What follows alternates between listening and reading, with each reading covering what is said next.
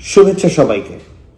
অজানা অধ্যায়ের পরবর্তী এপিসোডে আজ আমি আপনাদেরকে যে ঘটনাটার বর্ণনা দিব সেটি একটি বাস্তব কিন্তু অমীমাংসিত ঘটনা। রাত তখন প্রায় 2টো। লস অ্যাঞ্জেলস শহরের অধিকাংশ মানুষ তখন ঘুমিয়ে পড়েছে। শহরের একটি পুরনো হোটেলের ক্যামেরা তখন রেকর্ড করে চলছিল এমন কিছু অস্বাভাবিক ঘটনার যা আজও মানুষের মাঝে অস্বস্তি তৈরি করে। সেই রেকর্ডিংয়ে দেখা গেল একটি মেয়ে হোটেলের নির্জন করিডোর বেয়ে হোটেলের লিফটের সামনে উপস্থিত হয়েছে। সে প্রথমে লিফটের বাটন প্রেস করল। প্রথমে সবকিছুই ছিল যথেষ্ট স্বাভাবিক। তারপর হঠাৎ পরিবেশটা বদলে যেতে শুরু করে। দেখে মনে হয় তরুণী যেন ভীষণ ভয় পেয়েছে। সে করিডোরের সামনে পেছনে ফিরে ফিরে তাকাচ্ছিল। লিফটের দরজাটা যখন খুলে যায় সে তখন লিফটের ভিতরে প্রবেশ করে লিফটের কোনায় নিজেকে লুকিয়ে বাঁচানোর চেষ্টা করে। কিন্তু ভয়ঙ্কর ব্যাপারটা ছিল সম্পূর্ণ অন্য জায়গায়। সে রেকর্ডিং থেকে পরবর্তীতে দেখা যায় সেখানে আর কারো উপস্থিতি ছিল না। এ কারণেই এই ঘটনাটি আজও রহস্যময় হয়ে আছে এবং ইন্টারনেটের সবচেয়ে বেশি রহস্যময় ফুটেজগুলোর একটিতে পরিণত হয়েছে।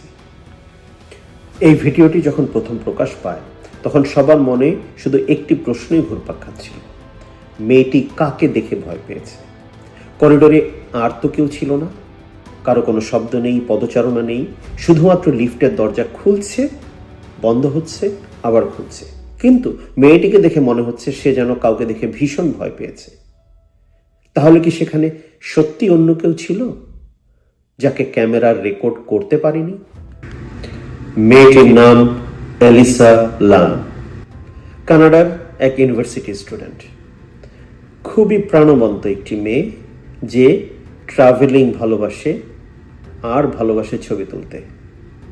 1913 সাল সে ঘুরতে বেরিয়েছে কানাডা থেকে যুক্তরাষ্ট্রে একা। প্রথমে সবকিছুই খুবই সুন্দরভাবে এগোচ্ছিল। তার সাথে তার পরিবারের যোগাযোগ ছিল। সে ঘুরে বেড়াচ্ছিল, ছবি তুলছিল, পরিবারের সাথে সেগুলো শেয়ার করছিল। কিন্তু তারপর কেউ কল্পনাও করতে পারেনি সেই মেয়েটির নাম জড়িয়ে যাবে এমন একটি রহস্যময় ঘটনার সাথে যে রহস্যের পুরোপুরি ব্যাখ্যা আজ পর্যন্ত দেয়া সম্ভব হয়নি। এলিসা লাম উঠেছিল সেসিল হোটেল নামে একটি পুরনো হোটেলে।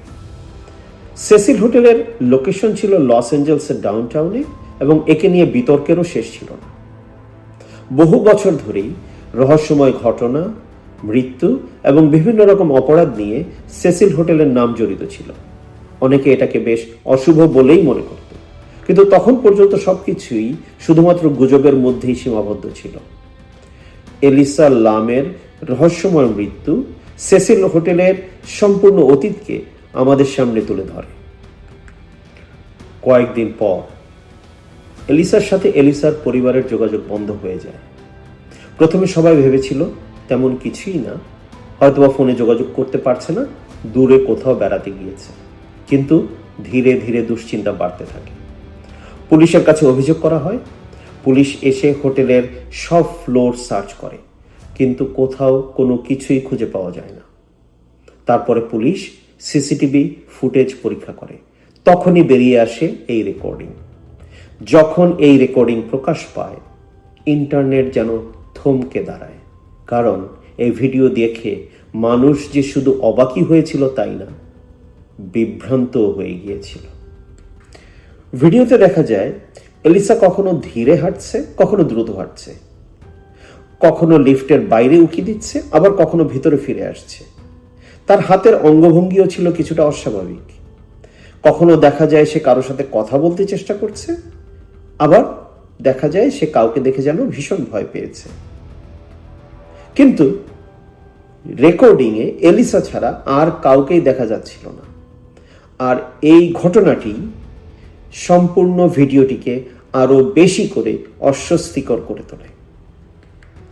ঠিক এ সময়ই বিভিন্ন ধরনের তত্ত্ব উঠে আসতে চেষ্টা করে।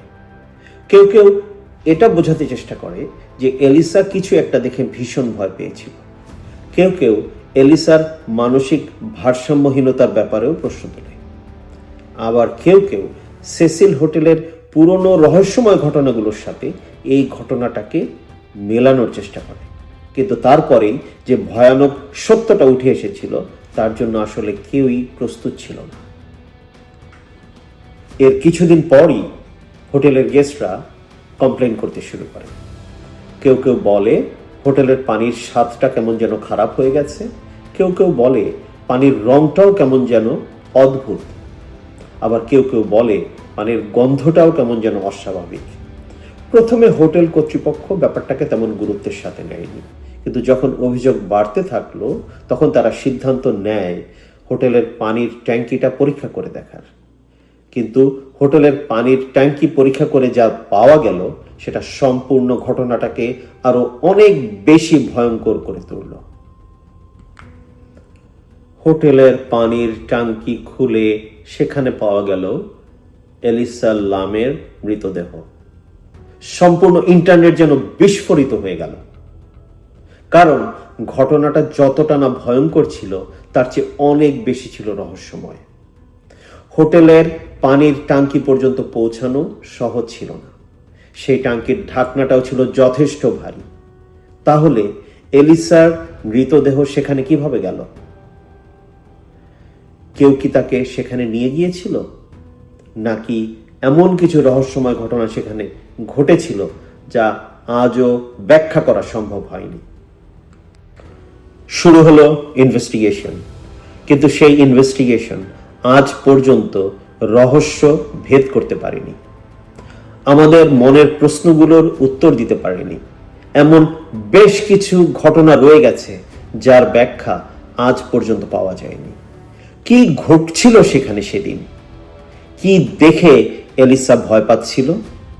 সত্যিই কি সেখানে অন্য কেউ ছিল, নাকি এমন কোনো রহস্যময় কিছু ঘটে চলছিল সেখানে যা ক্যামেরার পক্ষে ধারণ করা সম্ভব হয়নি?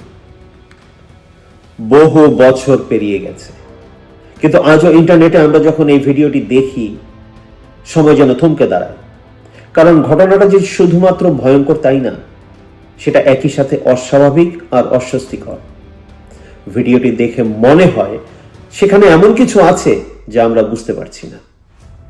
একটি রহস্যময় হোটেল, একটি তরুণীর অস্বাভাবিক মৃত্যু, একটি লিফট, আর রেখে যাওয়া একটি প্রশ্ন, সে রাতে কি ঘটেছিল সেখানে? ধন্যবাদ।